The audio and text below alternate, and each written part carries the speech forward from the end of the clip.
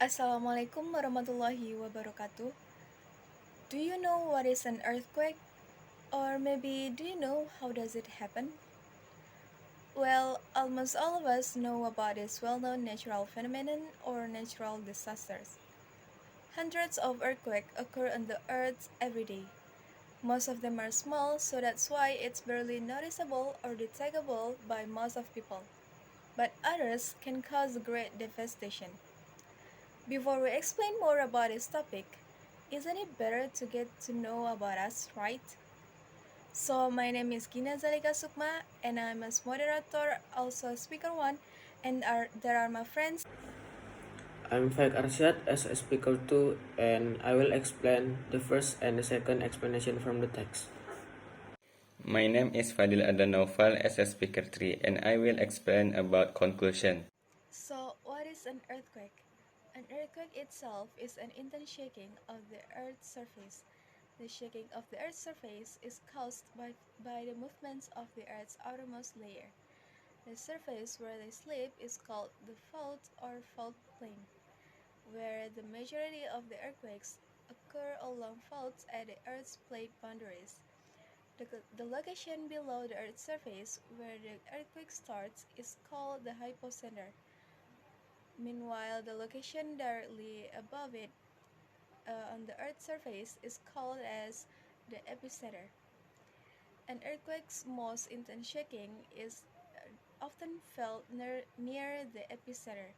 However, the vibration from the earthquake still can be felt and detected hundreds or even thousands of miles away from the epicenter. Okay, I will explain the first explanation from the text and I will read the text first. Sometimes an earthquake has four shocks. These are smaller earthquakes that happen in the same place as the larger earthquake that follows.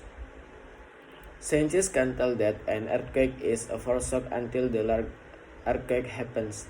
The largest main earthquake is called the main shock. Main shock always have aftershock that follow. These are smaller earthquakes that occur afterward in the same place as the main shock. Depending on the size of the main shock, aftershocks can continue for a week, month, and even years after the main shock. The meaning from the first explanation from the text is, sometimes before the occurrence of a large earthquake, the initial earthquake appears first in the same place with a smaller strength and then the largest earthquake is called the main shock.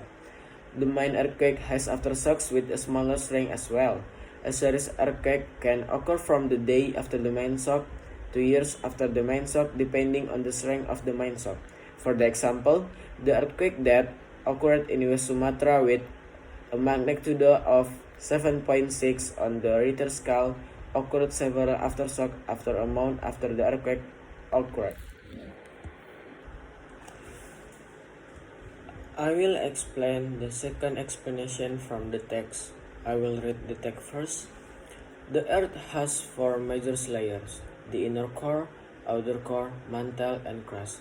The crust and the top of the mantle make up a thin skin on the surface of our planet, but this skin is made up of many pieces like a puzzle covering the surface of the earth. We call these puzzle pieces as tectonic plates, and the edges of the plates are called the plate boundaries.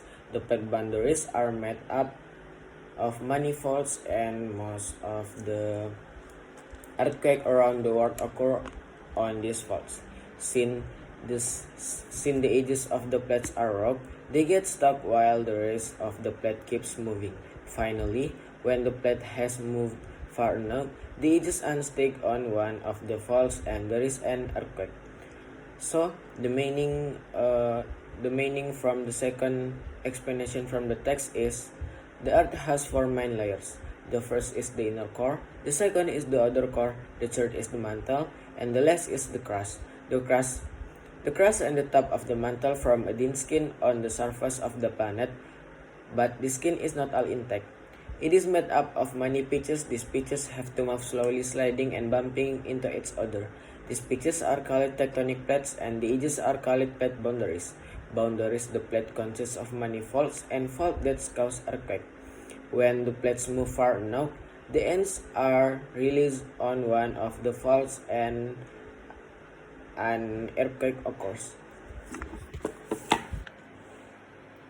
And for the next slide will be explained by Fadhil atau Naufal. While the edges of fault are stuck together and the rest of the blocks is moving, the energy that would normally cause the blocks to slide apart one another is being stored up. When the force of the moving block finally overcomes the friction of the jagged edge of the fault and it unstick, all that stored up energy is released. The energy radiates outward from the fault in all directions in the form of seismic wave, like ripples on the ponds. The seismic waves shake the earth as they move through it, and when the waves reach the earth's surface, they shake the ground and anything on it, like our house or us. So, based on the text, can be concluded the earthquake that we have felt is caused by the energy from the edge of the fault that stuck in release and causes a seismic wave. Finally, we come to the end part of our presentation. Hopefully, the presentation will be beneficial for everybody. And thank you for your attention. Assalamualaikum warahmatullahi wabarakatuh.